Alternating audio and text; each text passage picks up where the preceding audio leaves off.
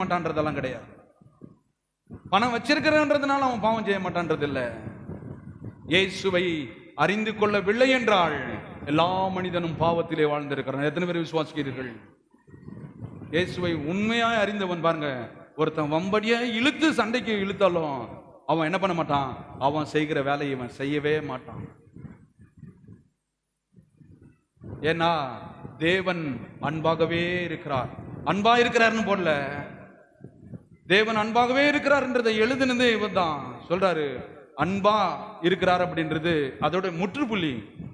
அன்பாகவே என்ன, உனக்கும் சரி உன் பிள்ளைங்களுக்கும் சரி அடுத்த தலைமுறைக்கும் தெரியும், தேவன் அன்பாகவே இருக்கிறார். கரங்களை தட்டி தேவனை மேம்படுத்துவோம்.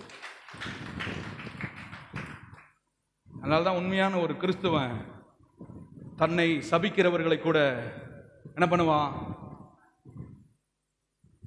ஆசீர்வதிப்பான்.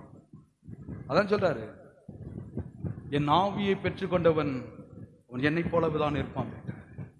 சற்று நிதானிப்பது ரொம்ப அவசியம். பணம், படிப்பு இதெல்லாம் பெரிய விஷயமே கிடையாது. இப்பேற்பட்டவர்களை தான் நடந்து போவதற்கு அவர் நிழல் என் மேல் படுமா அப்படின்னு சொல்லி காத்திருக்கிறாங்க.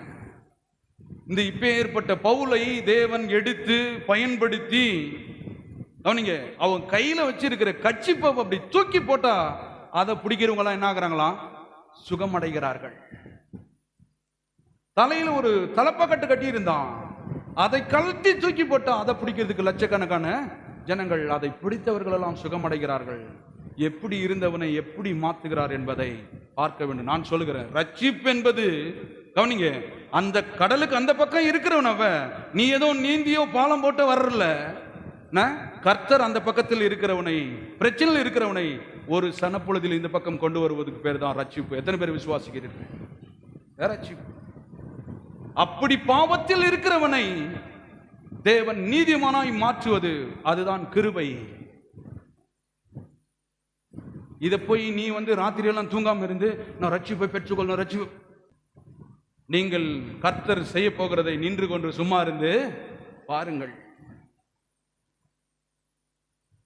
நல்லா ஆழம் பாருங்க. வந்துட்டேன், எப்படி பிள்ளைங்களை காப்பாற்ற போறனோ, எப்படி குடும்பத்தை நடத்த போறனோ, ஏதோ ஊர் பேரு தெரியாம அறியாம இடத்துல வந்துட்டேன்னு கர்த்தர் சொன்னாரு, நின்று கொண்டு நான் செய்ய போகிற அற்புதத்தை சும்மா இருந்து பாரு.